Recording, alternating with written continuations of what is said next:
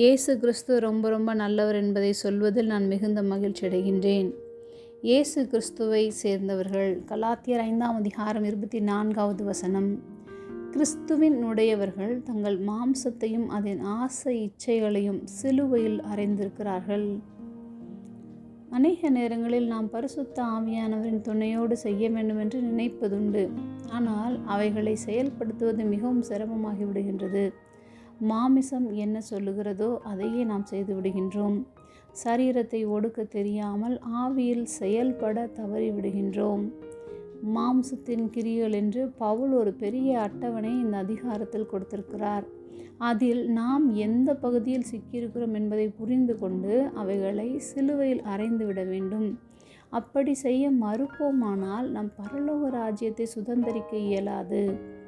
இயேசு கிறிஸ்துவை சேர்ந்தவர்கள் மாம்சத்தின் இச்சைகளை சிலுவையில் அறைந்து விட வேண்டும். நம்முடைய தனிப்பட்ட ஆசைகளையும் தவறான விருப்பங்களையும் பாவங்களையும் கூட வெறுத்துவிட வேண்டும். நாம் பழைய மனிதனாக இருந்து புது மனிதர்களாக கிறிஸ்துவுக்குள் மாறும்போது நமக்கு ஏற்படும் போராட்டங்களில் எல்லாம் ஜெயிப்பதற்கு பரிசுத்த ஆவியானவர் நமக்கு உதவி செய்வார்.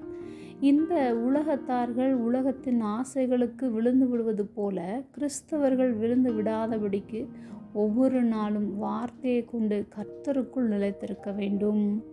ஜெபம்.